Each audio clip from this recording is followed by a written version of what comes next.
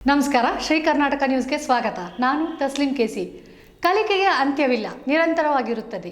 ಜೀವನದ ಸಾರ್ಥಕತೆಗೆ ಶಿಕ್ಷಣ ಮಹತ್ವವಾಗಿದೆ.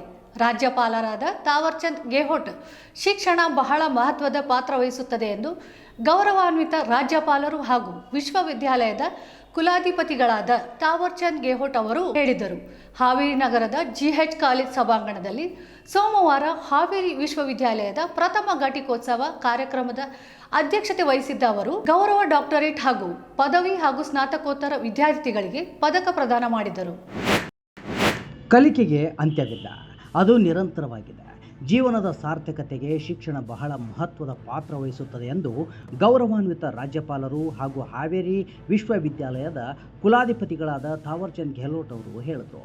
ಹಾವೇರಿ ನಗರದ ಜಿಎಚ್ ಕಾಲೇಜು ಸಭಾಂಗಣದಲ್ಲಿ ಸೋಮವಾರ ಹಾವೇರಿ ವಿಶ್ವವಿದ್ಯಾಲಯದ ಪ್ರಥಮ ಘಟಿಕೋತ್ಸವ ಕಾರ್ಯಕ್ರಮದ ಅಧ್ಯಕ್ಷತೆ ವಹಿಸಿದ್ದ ಅವರು ಗೌರವ ಡಾಕ್ಟರೇಟ್ ಹಾಗೂ ಪದವಿ ಹಾಗೂ ಸ್ನಾತಕೋತ್ತರ ವಿದ್ಯಾರ್ಥಿಗಳಿಗೆ ಪದಕ ಪ್ರದಾನ ಮಾಡಿ ಮಾತನಾಡಿದರು.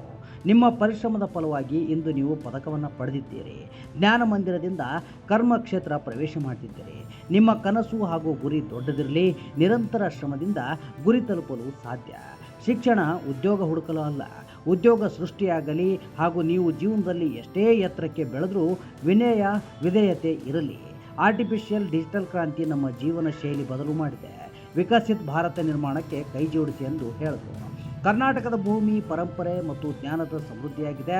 ಈ ನಾಡಿನಲ್ಲಿ ಅನೇಕ ಸಂತರು, ವಿದ್ವಾಂಸರು, ವಿಚಾರವಾದಿಗಳು ಜನಿಸಿ ಮಾರ್ಗದರ್ಶನವನ್ನು ನೀಡಿದ್ದಾರೆ. ಹಾವೇರಿ ವಿವಿ ಸ್ಥಾಪನೆಯಿಂದ ಶಿಕ್ಷಣದ ಜೊತೆಗೆ ಗ್ರಾಮೀಣ ಭಾಗ ವಿಕಾಸವಾಗುತ್ತಿದೆ. ಬರುವ ದಿನಗಳಲ್ಲಿ ಈ ವಿವಿ ಇನ್ನಷ್ಟು ಉತ್ಕೃಷ್ಟವಾಗಿ ಬೆಳೆಯಲಿ ಎಂದು ಶುಭ ಹಾರೈಸಿದರು. ಇನ್ನು ಗೌರವ ಡಾಕ್ಟರೇಟ್ ಪಡೆದ ಸದಾಶಿವ ಸ್ವಾಮೀಜಿಗಳಿಗೆ ಹಾಗೂ ಸಾಹಿತಿ ಸತೀಶ್ ಕುಲಕರ್ಣಿ ಅವರು ಸಮಾಜದ ಏಳ್ಗೆಗೆ ಶ್ರಮಿಸಿದ್ದಾರೆ. ಮುಂದಿನ ದಿನಗಳಲ್ಲಿ ಹೀಗೆ ಸಮಾಜದ ಒಳಿತಿಗಾಗಿ ಕೆಲಸವನ್ನು ಮಾಡಲಿ ಎಂದು ಆಶಿಸುತ್ತೇನೆ ಎಂದು ಹೇಳಿದರು.